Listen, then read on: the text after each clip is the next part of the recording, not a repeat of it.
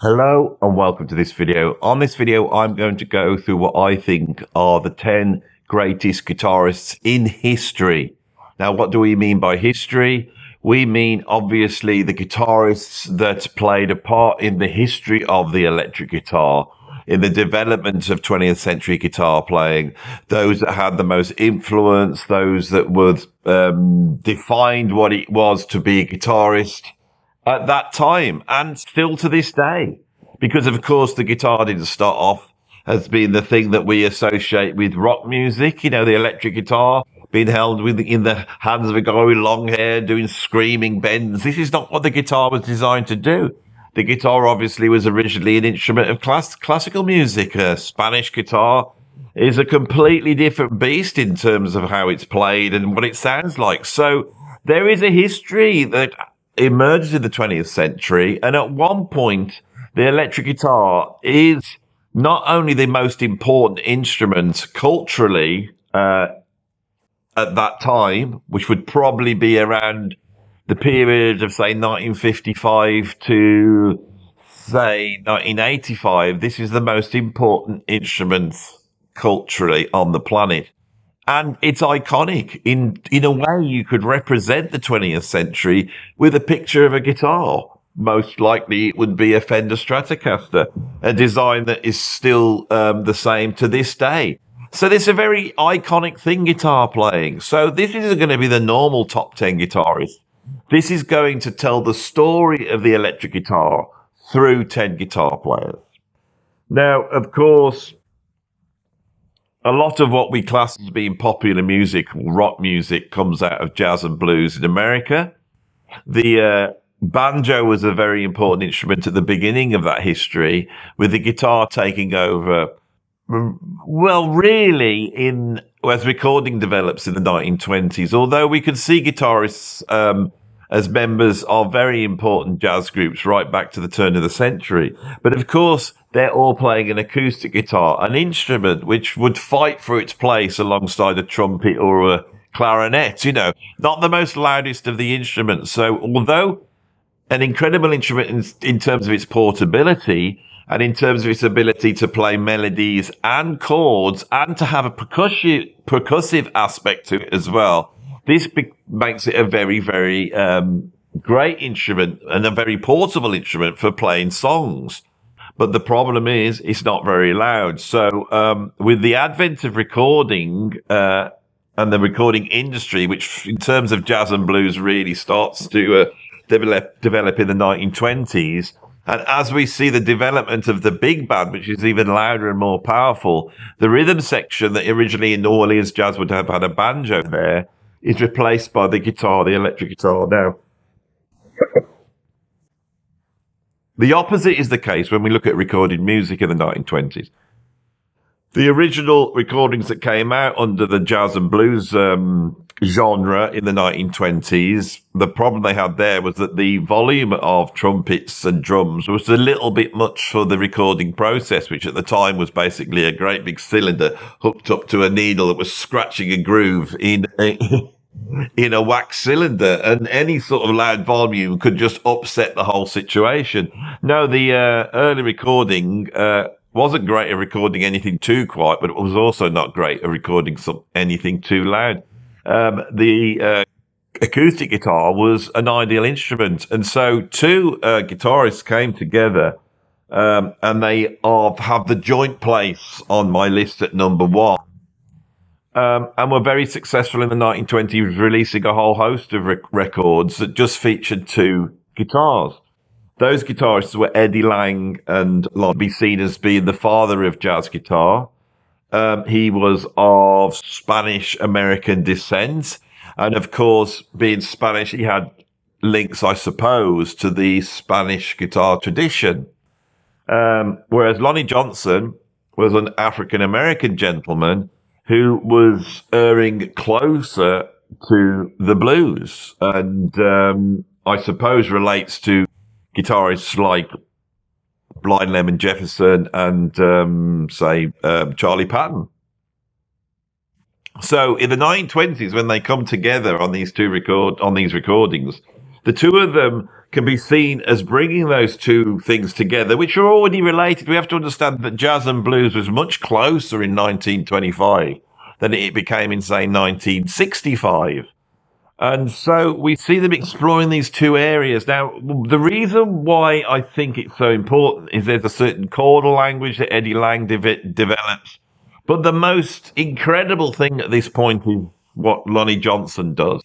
Lonnie Johnson, at this point, invents single line soloing. What do we mean by that? We mean by playing with a plectrum or a pick and playing single melodies on the guitar. Lonnie Johnson invented that, and the guy should be memorialized across the whole world for basically inventing lead guitaring on these records. Eddie Lang also does it to somewhat, but Lonnie Johnson's lines are so futuristic at this point that he doesn't get the credit for it. I think because after Eddie Lang had a very early death in I think 1932, in the early 1930s, he then moved to a much more sort of traditional blues approach where he would sing and play the guitar at the same time. And in fact, he became a purveyor of what became known as dirty blues, where you would sing about quite unsavory subjects. But Lonnie Johnson's invention of single line solo with the plectrum, it really, for me, is where we are going to point the line. And we're going to use single line soloing as the very special thing that the guitar does, right? And how that makes it a featured instrument and how it tells the story of the guitar. Single line soloing is really Lonnie Johnson trying to emulate the sound of clarinet players and cornet players and trumpet players. They want to be involved in the improvisation, which is single line, and it's a new way of thinking about the guitar. Eddie Lang's recordings go out into the world. Lonnie Johnson's recordings go out into the world. And by 1925, 26, when their recordings are very successful, we start to see the outreach of jazz. Jazz is welcomed all over the world, but no more so than in France, where they have a special relationship with American jazz. A magazine is set up to celebrate jazz called the Hot Club of France, and a group comes around that magazine. And before you know it, you have the first sort of genius jazz group that is not originated in the United States of America, the Hot Club of France, which features most notably Stefan Grappelli on violin and Django Reinhardt on guitar. And Django is the guitarist I've got at number 2. Whose influence is absolutely huge, right up to the rock guitarists that defined guitar in the 1960s and 1970s. All of them are listed to Django Reinhardt. Why is this? Well, it's interesting. There's a whole host of reasons here.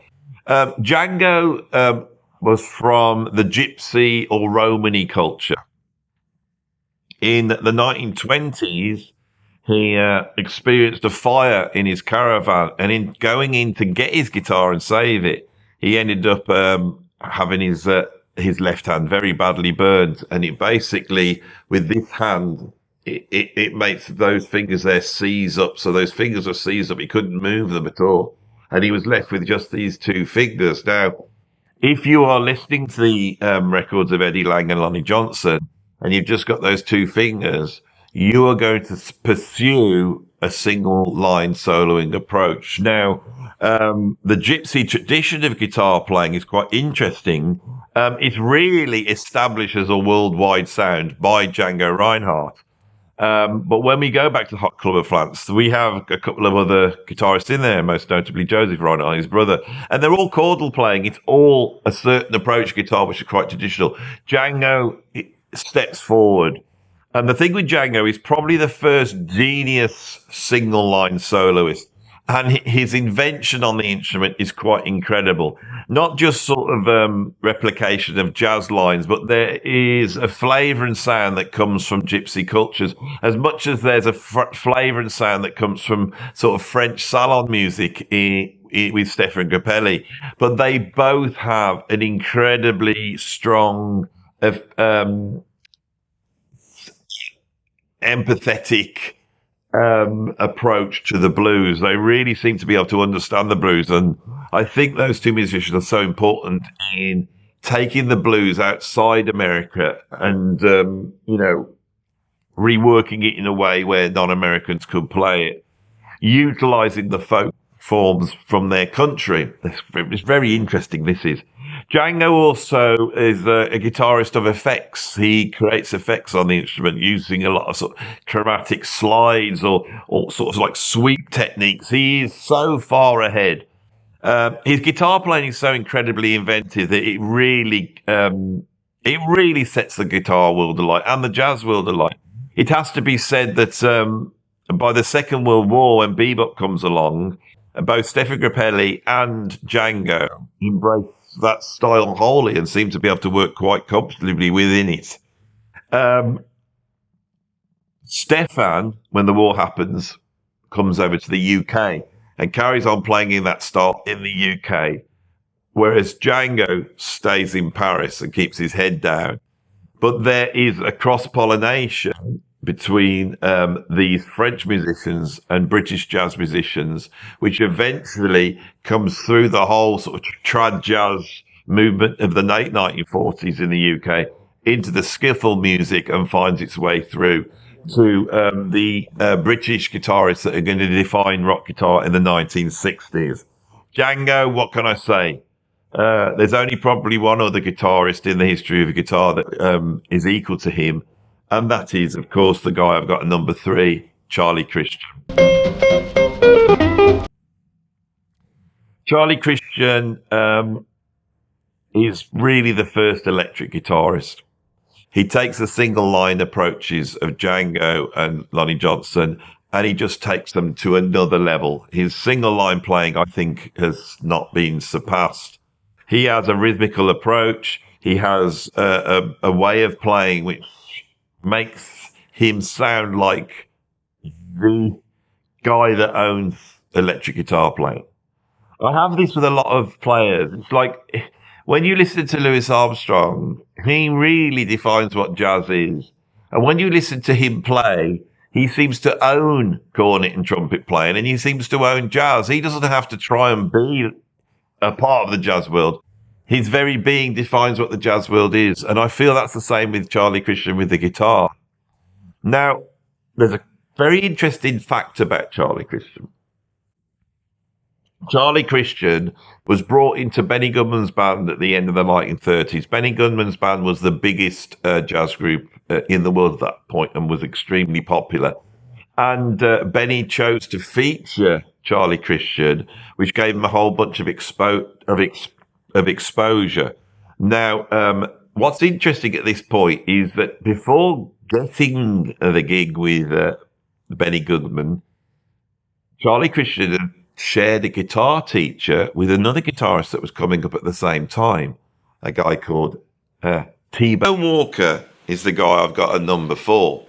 Now, I'm going to treat Charlie and T-Bone together for this video because it's actually quite interesting. Because if you take those two guitarists, they all really define all guitar playing from this point on. If you've got T-Bone and Charlie together, they define all of guitar playing, from the sort of rock, blues, all the way through to sophisticated jazz, bebop, and onwards.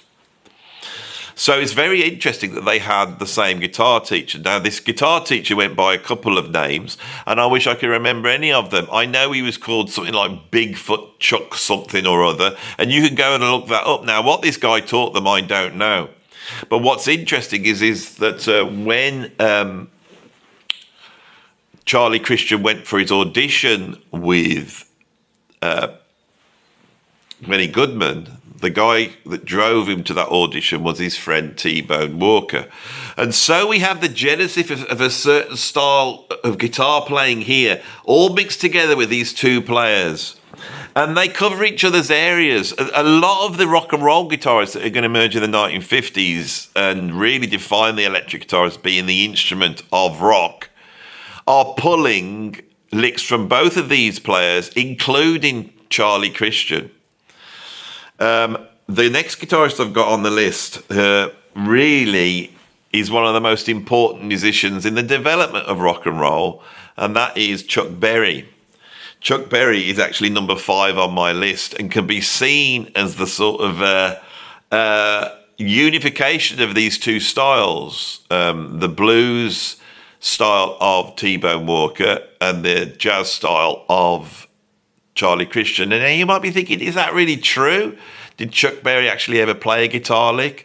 Well, when we think of the song Johnny B. Goode, which defines the guitarist in the 20th century, it's the tune, that Chuck Berry created that really defines what the guitarist was and how they're going to be more important than the saxophone players who had dominated the rhythm and blues bands, which obviously these groups had taken influence by or taken influence from. So when we listen to Johnny B. Goode at the start, Chuck Berry famously goes, and he does that sort of Elmore James triplet slide that you expect with the blues. And then he plays the second lick, which goes, and that is a Charlie Christian lick. That's a chromatic pre-bebop line. It's in Chuck's playing. Now, Chuck Berry famously also pulled in a whole tradition from country guitar playing. Now, I made the conscious decision not to include country guitarists, but there's a history there which really starts with, say, the Bristol recordings that happened in 1927, the recordings of Jimmy Rogers and the Carter family, and that sort of defines country music. And country music is basically a commercial unification of a whole bunch of American folk styles. They're all being pulled together. And right from day one, the guitarists in country music are pulling from the guitarists like Charlie Christian and T-Bone Walker, really reaching a sort of virtuoso peak in the 1950s with Chet Atkins. And Chuck Berry has a little bit of this in his guitar playing. His 1954 recording of Maybelline, which sounds as much like a country recording as it does like a rhythm and blues recording, was able to be perceived as both by both audiences, pulled together all these disparate folk elements of jazz, rhythm and blues, country. And then we get Ray Charles bringing in the gospel aspect. By the 1950s, all the elements in America are there to really create rock and roll. And this is what Chuck Berry does. I think Chuck Berry also took from T-Bone Walker the idea of the guitar hero. One of the things that T-Bone Walker was famous for was he held his guitar quite strangely. He actually held it almost flat with the strap slung over his right shoulder like this, which enabled him to move the guitar about. He also was an incredible singer, and he would do a lot of sort of theatrics on the guitar. This is very important and sort of comes into the American, you could call it the Chitlin circuit at this point, the idea that the guitarist can entertain with the guitar. If we think of Jerry Lee Lewis, he tries to entertain with the piano, as does Little Richard, but the piano's cumbersome. He can stand on it, he can put his leg up on it, but it's not like the guitar, which you can play behind your head or play with your teeth, or you can do certain moves across the stage. Now, this is an aspect of guitar playing which really starts with T-Bone Walker, comes through Chuck Berry, and then goes on into the styles of Jimi Hendrix. And say even Angus Young, there is a line through that is coming from T-Bone Walker through Chuck Berry. I think this is very important to understand how this historically works out. Now, of course, I'm simplifying this history. There's electric guitarists in the 1940s like Sister Rosetta Tharpe, which is so important to the development of rock guitar. Ike Turner's another guitarist that needs to be mentioned. Muddy Waters, he is the guy that electrifies the blues. There's a whole host of different guitar players. And then after Charlie Christian did jazz, we get the likes of Barney Kessel, we get like Jim Hall, we get Jim Rainey, we get like a whole host of players. This is huge. But what I'm doing is picking 10 guitarists that define this history. So what's very interesting in terms of the electric guitar is jazz guitar is going from this sort of post-Charlie Christian approach through the beboppers, and it's moving towards a certain guitarist that is going to emerge in the 1960s. And he's going to be the first real innovator in jazz guitar since Charlie Christian. And that guitarist is the guy I've got at number 6, Wes Montgomery. Now, Wes Montgomery is an interesting case in hand. He's born in 1925, so really he should have been having his peak in the late 1940s, but he didn't. He was a late starter, and he didn't really get famous to the end of the 1950s, where he was also quite a mature man, in his 30s. And so what we have are the approaches of these sort of post-bebop guitars with the genius of Wes Montgomery. Now, what's the genius of Wes Montgomery?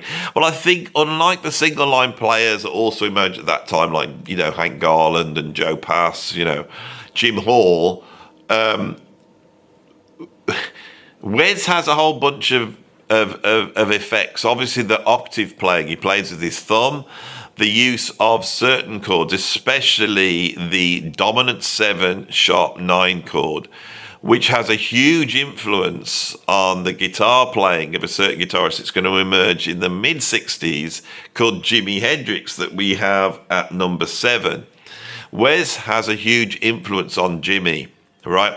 And Jimmy's also influenced by guitarists like T-Bone Walker. And so there's a certain approach going on with Jimmy, which is very interesting. Now, when I listen to Wes, another thing that I notice when he plays is there is more of,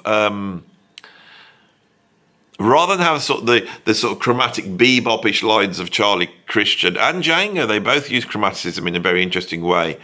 By the end of the 1950s, jazz has moved to a more modal approach. And I can also hear a modal approach in some of Wes's playing. He seems to get into there's a certain way he colours the harmony by moving out to certain intervals and really staying within that.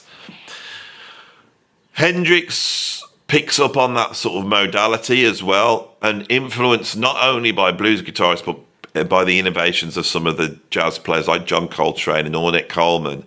He takes the guitar, puts all this stuff together, but also capitalizes on something that had happened in the United Kingdom throughout the 60s, which I now need to recap. So hold Jimmy here and see that line that's come through American guitarist to Jimmy. Hold that here. As I said earlier, there is another line coming through.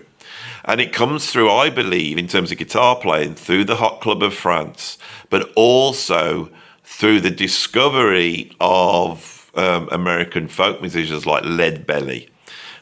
This gets picked up by the trad jazzers in the UK. In the end of the 1940s, there was a definite split. It was almost like a mods and rockers split. My father was a drummer in the 1950s. And he played in both of these sorts of groups, but you said you were sort of either one or the other. There were the guys that were into modern jazz, and there were the trad guys. And the trad guys had no interest in modern jazz. What they wanted to do was replicate what they saw as the pure jazz that had come out of New Orleans. And British people became, in the 1940s, very interested in American jazz and blues and other folk forms. And the trad jazz boom of people like Chris Barber and Humphrey Littleton and Ken Collier then produces Lonnie Donegan, who explores this more sort of folky, rootsy approach. And this creates the skiffle movement. And the skiffle movement, like Helen of Troy launching 1,000 ships, it launches 1,000 guitar players. It's very hard to find a guitarist emerging in the UK music scene in the 1960s that wasn't originally part of the skiffle scene in the 1950s. These guitarists then come up with something else, which I think is very important in the development of guitar, and that's the Marshall amp.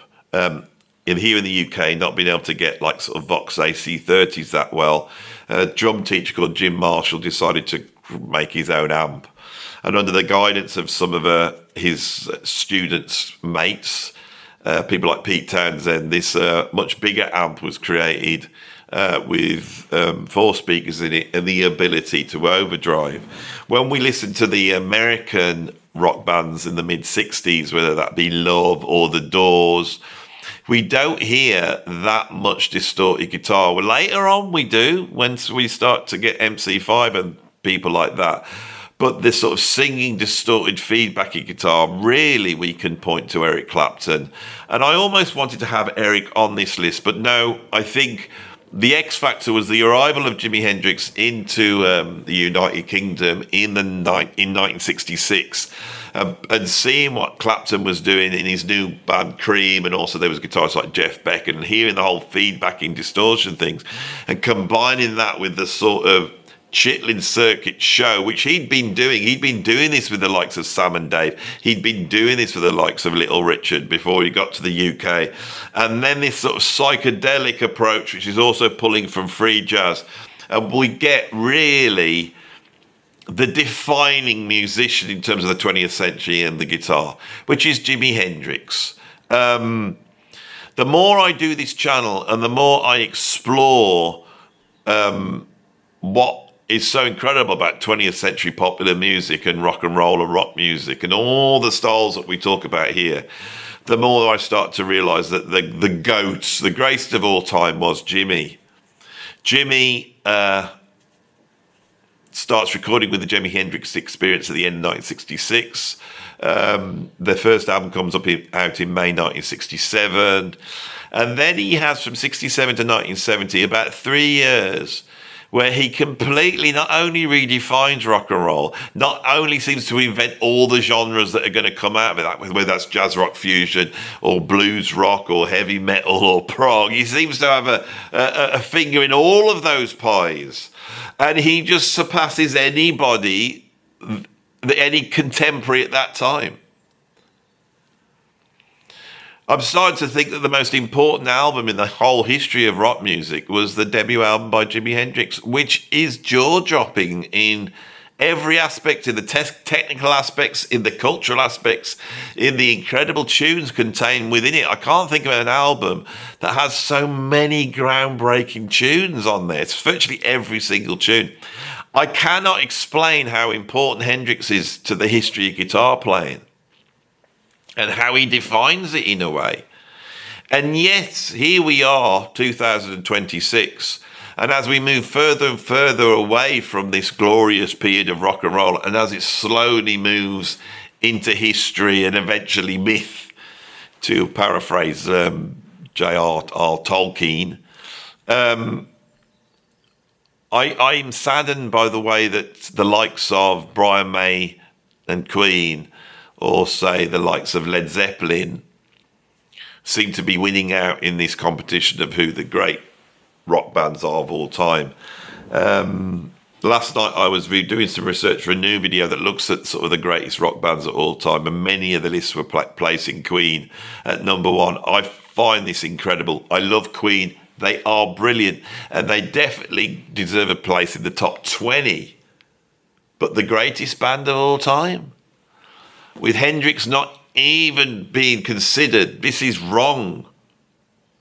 The guitar plays such an important part in the development of the music that we celebrate here, and the move away from the guitar as being the mainstream instrument in the 1980s can almost be seen as the genesis of the death of rock music itself. There's a famous story, where Eric Clapton, who was still a huge artist in the 1980s, and was about to become another huge artist again with his album August. Being told by the record companies that they really didn't want to hear any guitar playing. They didn't want Eric Clapton to really do any guitar playing. They wanted to hear synths, and they wanted him to step forward and become sort of a crooner like Stevie Winwood had, as to have that sort of success, or a Phil Collins even. This is something that, to really understand what's happened to rock and roll and rock music and all those attendant forms, you have to understand what's happened to the guitar. So at number 7, I have Jimi Hendrix, and I feel that I could wax lyrically about his greatness for even longer, but I will move on. At number 8, I've placed my musical hero, John McLaughlin. John McLaughlin was part of that scene in the 1960s. He'd come up not only working alongside, but friends with guitarists like, Jimmy Page and a whole host of other players. He'd been there with the formation of Cream, and it even had a band with Ginger Baker and Jack Bruce in the mid-60s with the great Duffy Power singing on it, recording some quite incredible, groundbreaking stuff. But John McLaughlin was never a blues rocker. He wasn't the same as a Clapton or a Jeff Beck. He was a jazz guy. He was deeply into the blues, but he'd also studied flamenco, classical guitar playing. But he was a jazz guy. So he picks up on the whole sort of cultural aspects of the 1960s. But he is also a virtuoso, and he is exploring technically, coming from guitarists. I think really the guitarist that really informed him in terms of virtuosity was probably Tal Farlow, a guitarist that always gets forgotten, I think, now in this history. Tal Farlow really is the sort of the virtuoso Charlie Christian. Charlie Christian comes out in the 1930s. By 1942, Charlie Christian's dead. He's 23 years old. He's dead. He's one of the most important musicians of the 20th century, but he has done his thing, a little bit like Jimmy. And a little bit like Eddie Lang. Many of these guitarists didn't last too long on this list. But that's another video, I think. John McLaughlin has taken the influences from guitarists like Tal Farlow, which can be seen as a sort of virtuoso embodiment of Charlie Christian's musical vision. And he takes that and he starts to push it, and he starts to push it. And I believe that John McLaughlin takes a sort of alternate picking, single line approach of all these great guitarists, and he starts to push the envelope. I hate to use the word technically because I think it's so much more than that, but it is technically. And by the time he forms the Mahavishnu Orchestra in the early 70s, that band then defines a whole bunch of things musically going forward. The sort of the super group, the intensity, the big drum kit in the background. When we look at bands like Dream Theater, or we look at Van Halen, or we look at, say, so many bands that come in later on who utilize virtuosity as one of their sort of signatures, it really starts with the Mahavishnu Orchestra. But John McLaughlin could also be seen as the beginning of shred guitar playing. And he can also be seen as pioneering that idea that people who play like that don't have emotion, that guitar players, especially rock and roll guitarists and blues guitarists, are not going to be into what John McLaughlin's going to do. That starts to emerge there.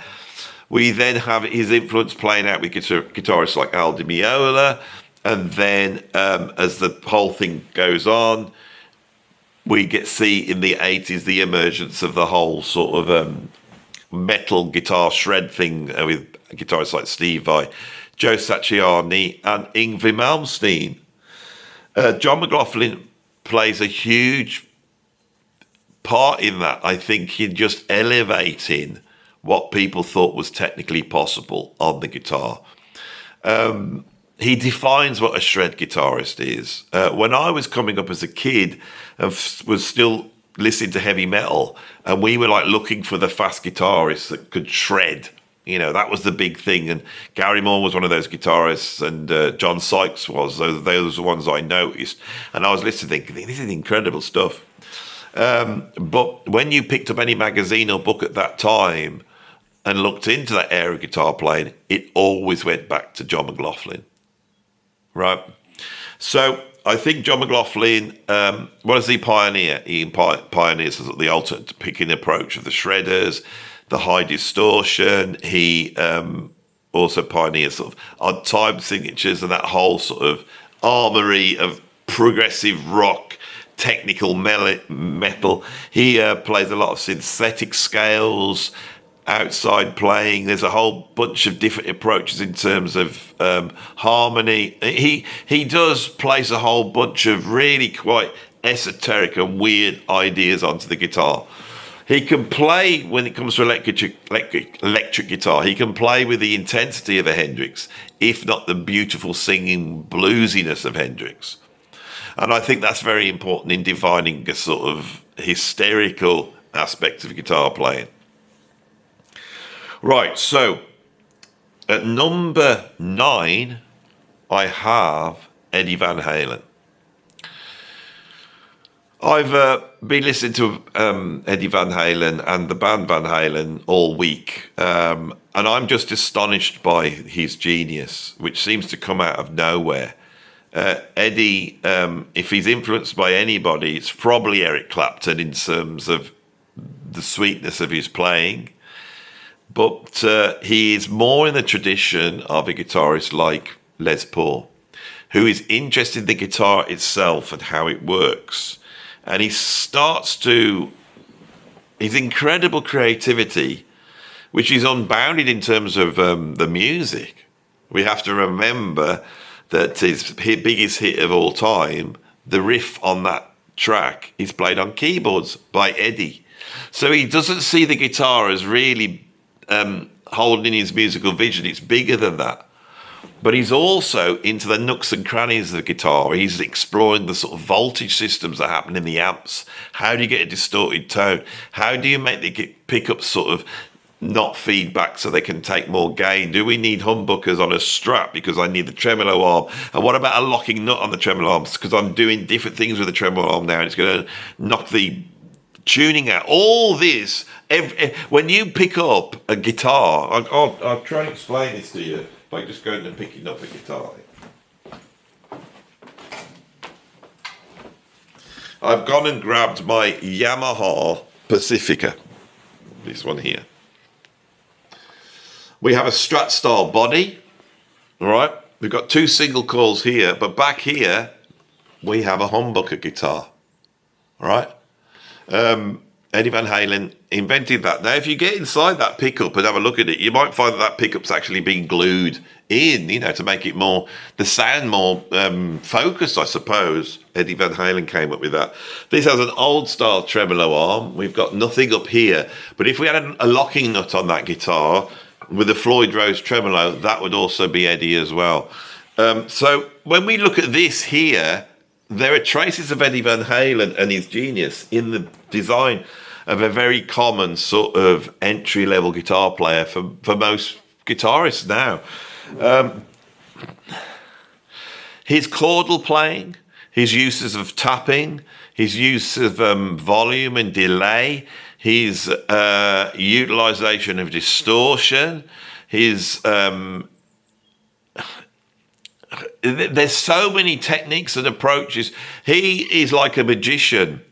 And he happens to do this not in some esoteric jazz rock fusion band, but in a band which basically brings the spirit of rock music back to the United States of America at the end of the 70s, when they were all going punk and new wave. And they do this by putting a show on every level. And again, Eddie Van Halen takes that line that has come from T-Bone Walker, the show aspects. If you watch a live show by Eddie Van Halen, he is putting on a show. He is doing the same thing that Hendrix did, the same thing that Chuck Berry did. So I feel that Eddie Van Halen is incredibly important, and we now come to our last guitarist here at number 10. Now, if I was being more sort of normal and conservative, I might put a Tom Morello from Rage Against the Machine in, or maybe Andy Summers for his use of chorus effects and all those sort of arpeggios, or maybe even The Edge from U2. But for me, I've decided to put at number 10, the last one on the list, Allan Holdsworth.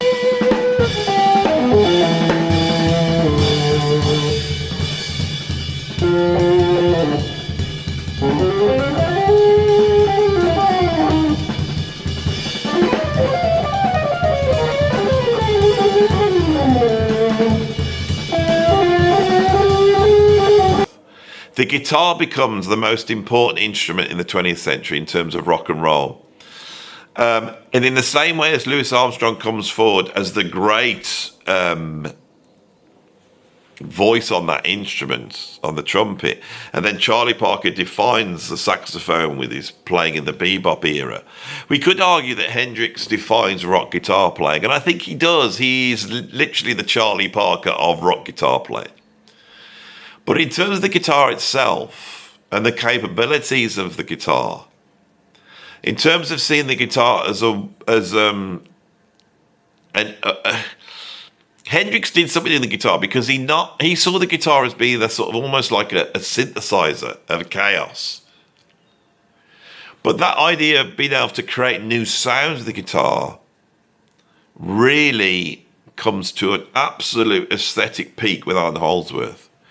In terms of his distorted sound on guitar, in terms of his chordal sound, he never strummed a chord in his life, Holdsworth. He had a certain aesthetic, and it comes as much from piano players as it does from horn players, which he famously wanted to emulate. I feel that in every aspect, Holdsworth took the guitar and he took it to its logical end. On every aspect, harmonically, technically, sound-wise, guitar build, all these type of thing.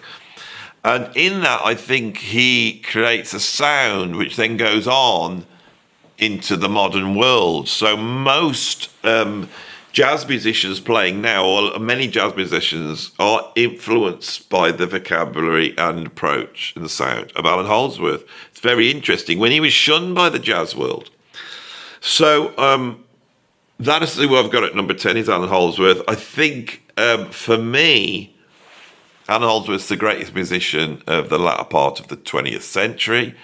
I think his achievement musically is astonishing, and I know it's difficult for many people to grasp.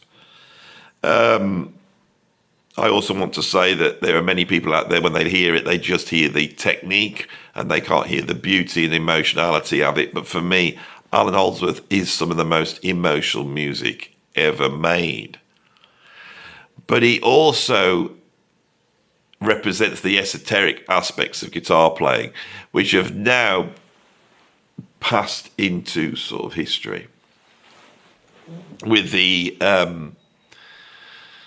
invention of the drum machine and then the synthesizer and then MIDI and then sampling, in the 1980s, we can see that the guitar is replaced by the sampler as the cultural instrument of that time, and that seems to digital technologies are now going to be replaced, it seems, by AI.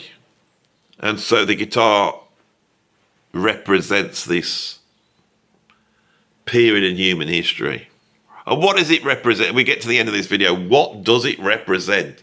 What does the guitar represent? Well, you could look at the shape of it and you can see it's both phallic and feminine at the same time. It has the sort of female curves and is held in and embraced by the player.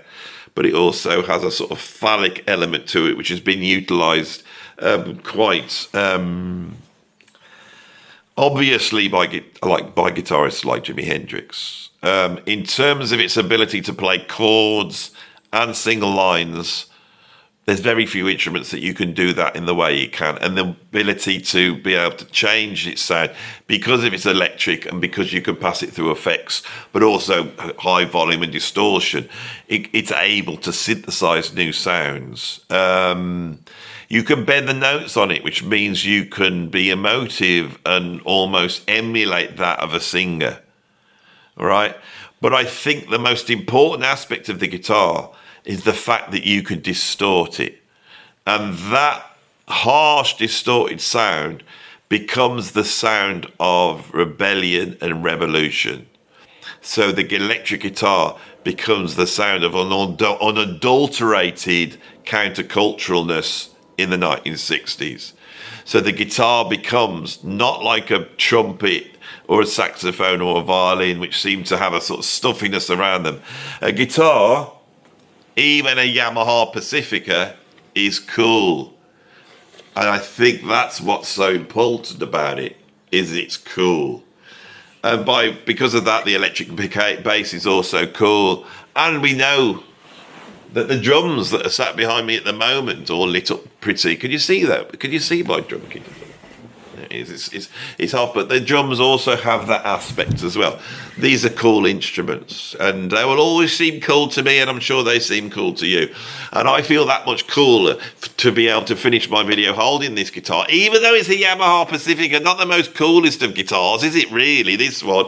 I'd rather have my arms around this sort of 59 strap, and of course to be able to do that I would have to spend lots and lots of money, because these things have now become part of the culture.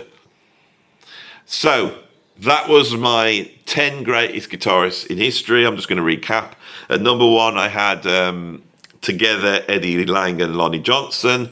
The next guitarist on the list at number 2 was Django Reinhardt. At number 3 I had the great and first electric guitarist Charlie Christian, and his mate at number 4, T-Bone Walker, which really defined for me guitar player in the 20th century. That's all pulled together and rock and rollized by Chuck Berry in the 1950s. We've got number 5.